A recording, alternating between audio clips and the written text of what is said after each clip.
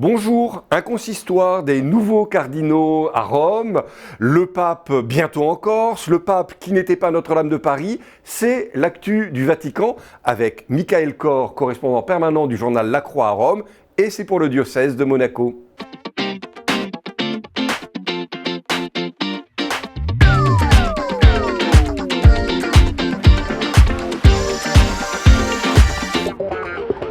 Bonjour Michael, donc on vient d'entrer en Avant depuis quelques jours. Comment se déroule ce début d'Avent? Et puis je crois que le pape nous invite tout particulièrement à déjà préparer l'entrée pour la fameuse année jubilaire. L'actualité, je dirais, liturgique de ces derniers jours, c'était bien sûr le dimanche 8 décembre, la solennité de l'Immaculée Conception. Et comme chaque 8 décembre, le pape François s'est rendu place d'Espagne pour le traditionnel acte de vénération au pied de la Vierge Marie. Et là, dans sa prière, il a beaucoup parlé du prochain jubilé qui va s'ouvrir à Rome. Et il a comparé les chantiers en cours à Rome, pour ceux qui sont passés par la capitale ces dernières semaines, ces derniers mois, tout est en travaux, les fontaines, les édifices sont en train d'être rénovés. Et le pape a comparé ce chantier au chantier de nos âmes, voilà, qui doivent se préparer au jubilé. Dimanche dernier était un dimanche bien chargé à Rome avec le consistoire, c'est-à-dire la création des nouveaux cardinaux. C'était votre premier pour vous aussi. Comment l'avez-vous vécu? Que retenez-vous de particulier pour ce consistoire?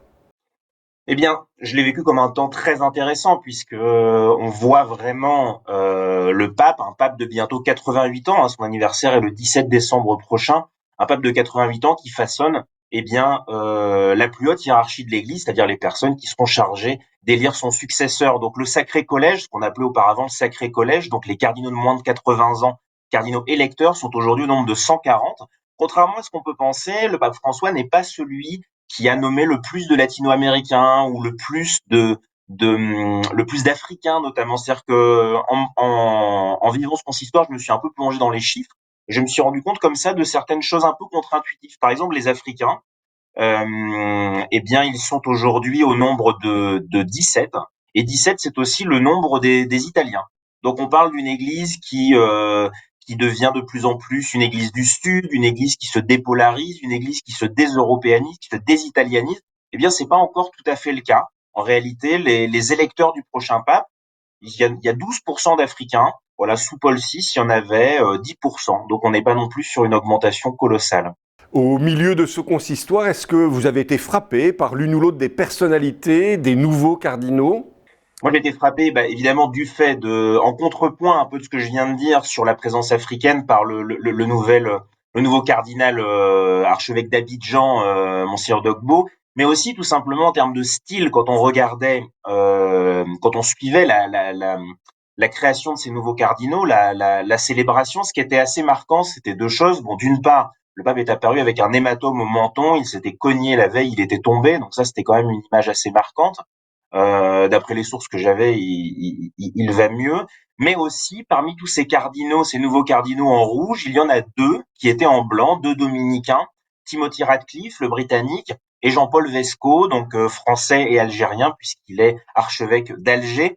En ce qui concerne Timothy Radcliffe, c'est le pape lui-même qui, pendant le synode sur la synodalité qui s'est tenu en octobre, eh bien à Rome, qui a traversé aidé de son majordome, son fauteuil roulant, qui a traversé la salle Paul VI où se passaient les échanges pour aller voir personnellement Timothy Radcliffe en lui disant écoute, tu n'as pas besoin de porter intégralement l'habit rouge, tu peux rester en habit blanc des dominicains et seulement porter la calotte rouge. Alors j'ai pu interroger Timothy Radcliffe à ce sujet et avec son humour britannique, il m'a dit voilà, les gens vont penser que c'est une révolution. En fait, si vous regardez des portraits du 19e siècle, eh bien vous voyez des cardinaux dominicains continuer à porter leur habit blanc. Donc lui, évidemment, pour lui, c'était une manière de rester eh bien un frère dominicain parmi ses frères, etc., tout en étant cardinal. Donc lui, voilà, avec humour, disait en fait, je suis simplement la tradition. Alors à Rome, c'était le consistoire, les nouveaux cardinaux, et en France, le même week-end, c'était la réouverture de Notre-Dame de Paris. Quelques polémiques autour de la non-venue du pape, dites-nous en plus. Alors, je crois qu'il y a plusieurs choses à en dire. La première, c'est que en fait, personne dans l'épiscopat français ou à l'Élysée ne s'attendait réellement à une venue du pape et ce pendant de longs mois, c'est-à-dire depuis que l'invitation officielle avait été envoyée, que ce soit par eh bien l'archevêque de Paris, mais aussi ensuite par les voies officielles, donc par l'Élysée, par l'ambassade de France près le Saint-Siège. Personne ne s'attendait à ce que le pape vienne, puisque le pape avait assez tôt manifesté auprès d'interlocuteurs le fait que eh bien sa priorité allait plutôt vers les petits pays, etc. Donc personne s'y attendait jusqu'à un article arrivé début septembre et qui annonçait le pape à Notre-Dame. Donc là, ça a suscité des attentes et de l'incompréhension, enfin en tout cas de l'étonnement parmi les interlocuteurs dont je parlais, qui évidemment auraient été très heureux de recevoir le pape à Notre-Dame, même si dans l'épiscopat français, plusieurs évêques avaient peur que le pape, entre guillemets, vole la vedette à Notre-Dame et surtout ne permette pas à ce moment déjà, un moment qui était un moment très politique avec la présence dans la cathédrale de nombreuses figures internationales, ne permettent pas à ce moment d'être un moment diocésain. Voilà, l'archevêque de Paris, Monseigneur Ulrich, était quand même l'un des seuls archevêques à ne pas avoir pu entrer dans sa cathédrale. Donc voilà, il y avait ce souci-là. Tout ça pour dire que le pape, lorsqu'il a dans l'avion au retour de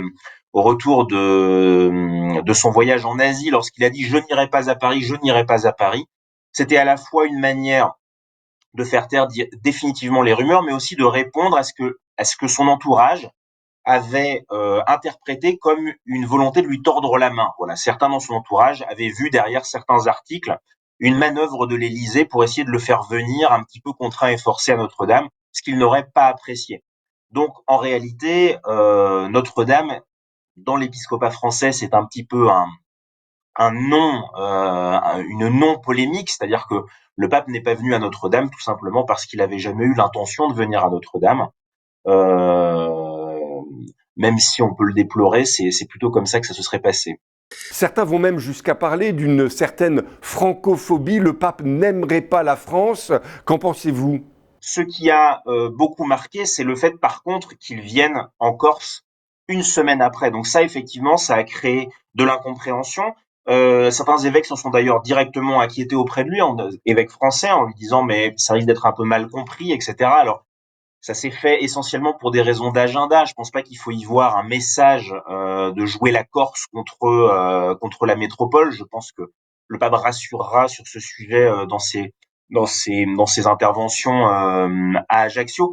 Concernant la francophobie du pape, je pense qu'il faut voir deux choses. C'est que le pape effectivement ne se lève pas tous les matins en pensant à l'Hexagone. Je pense malheureusement que qu'aujourd'hui beaucoup de chefs d'État, parce que le pape est aussi un chef d'État dans le monde, eh bien, ne se réveillent pas le matin en pensant à l'Hexagone.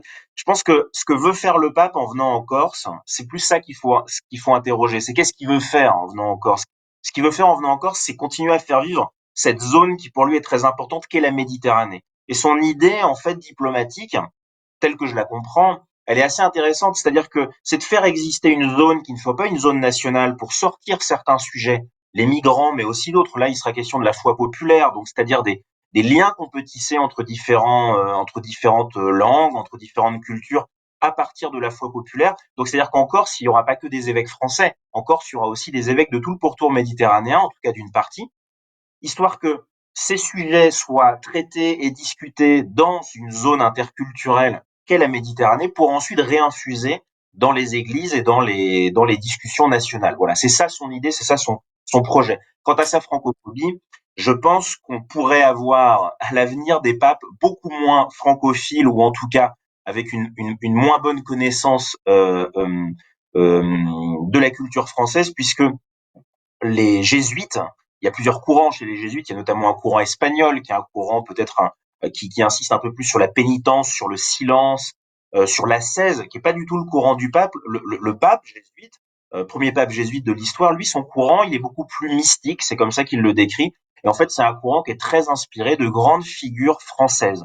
Voilà. Et si vous écoutez au quotidien les discours du pape, le pape passe sa vie à citer des auteurs français, Chateaubriand, mais je veux dire sa dernière encyclique parle quand même du Sacré-Cœur de Jésus. C'est pas totalement quelque chose qui nous est strictement étranger. Noël approche donc. Quel est le programme du pape pour ces festivités à venir? Il y aura les célébrations évidemment dans la basilique Saint-Pierre traditionnelle, mais il y aura surtout entremêlé avec ces célébrations de Noël, et bien l'ouverture du jubilé avec le 24 décembre, l'ouverture de la porte sainte de la basilique Saint-Pierre. Et ensuite, 2 jours plus tard, le 26 décembre, donc il y aura aussi évidemment d'autres ouvertures donc à Saint-Jean-de-Latran, à Sainte-Marie-Majeure, mais j'insisterai sur le 26 décembre, l'ouverture d'une porte sainte à la prison de Rebibbia. Voilà, et parce que le pape s'est évidemment interrogé sur le fait que, eh bien, comment faire pour faire le jubilé lorsqu'on est prisonnier, lorsqu'on ne peut pas du coup, évidemment, se rendre enfin pour passer une porte sainte. Et du coup, le pape a déclaré que dans les prisons, il y aurait aussi une porte sainte, et donc c'est ce qu'il ouvrira symboliquement le 26 décembre 2024. Michael Kor, merci beaucoup. Nous étions donc à Rome, au Vatican, avec Michael Kor, le correspondant permanent du journal La Croix. C'était l'actualité du Vatican. À bientôt.